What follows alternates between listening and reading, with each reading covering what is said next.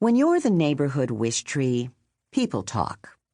It didn't take long for folks to learn about the ugly word carved into my trunk. People stopped to stare. They gathered in little groups. They grimaced and shook their heads and murmured. By lunchtime, the police had arrived. I am not, as it happens, a stranger to law enforcement. A pair of calico kittens reside across the street. They love climbing up my trunk to my uppermost branches. Unfortunately, they don't love climbing back down.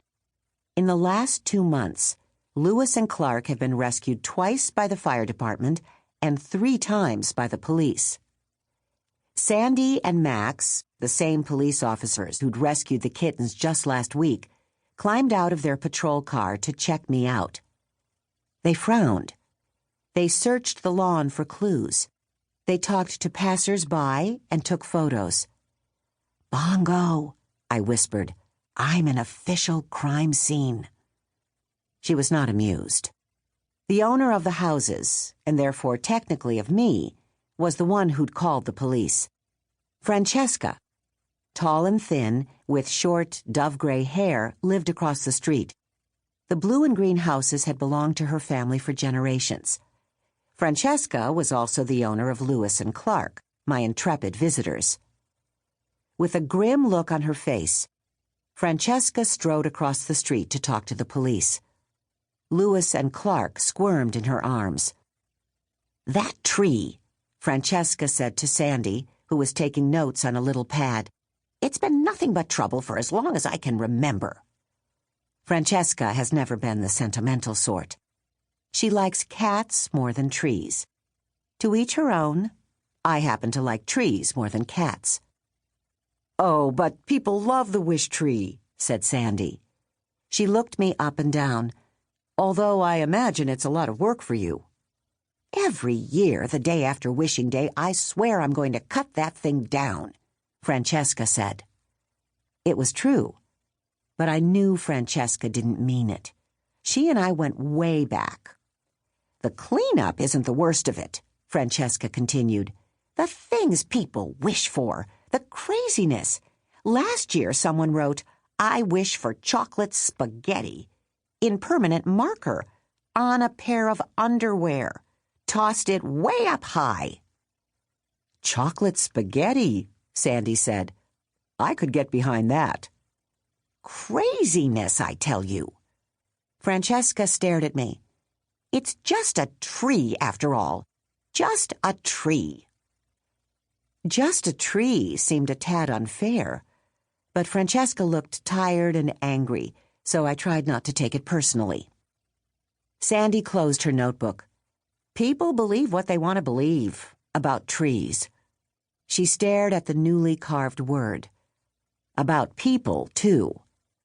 "What now?" Francesca asked. "Dunno," Sandy said. "The tree belongs to you, not the new family, and you've been here forever." Francesca smiled sadly. "Suppose it could be me they're hoping will leave." They watched Max place a circle of yellow crime scene tape near my trunk, using metal stakes. "Don't think so, Francesca," Sandy said. Max joined them.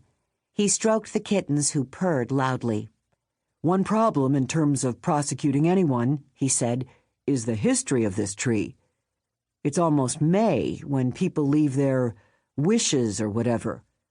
Hard to say for sure this isn't part of the whole, tradition thing." He shrugged. "That's assuming we figure out who did this, mind you." "People are supposed to make their wishes on a rag or piece of paper, not carve it into the trunk," Francesca said. "That's why back in Ireland they called these raggy trees. Nowadays a lot of people just tie a tag around a branch and write their nutty wishes." She shrugged. "In any case, leave is not a wish. It's a threat." "It certainly is," Max agreed. Francesca nodded at the cracked and buckled walkways leading to both houses. "Tell you one thing. Wishtree or not, this oak is destroying the walkways, messing with the plumbing, too. Roots go on forever." She shook her head. Maybe it really is time to cut it down. No more leaves to rake, no more wishing day mess, no more of this unkindness. Louis leapt from Francesca's grasp and dashed for my trunk. Sandy tackled him just in time. "We'll finish up our investigation in a day or two. Be out of your hair," Max said. "Then you'll be free to do whatever you want with the tree." "You know," Francesca said, taking Louis from Sandy, "my father almost cut this tree down years ago. My mother wasn't having it. Family lore or some such thing. Soft-hearted nonsense." She sighed. "Guess it's up to me. Meantime, you keep us posted if anything else happens," Sandy advised. Francesca headed across the lawn, holding the kittens close. "Leave," she murmured. "What a world! What a world we live in."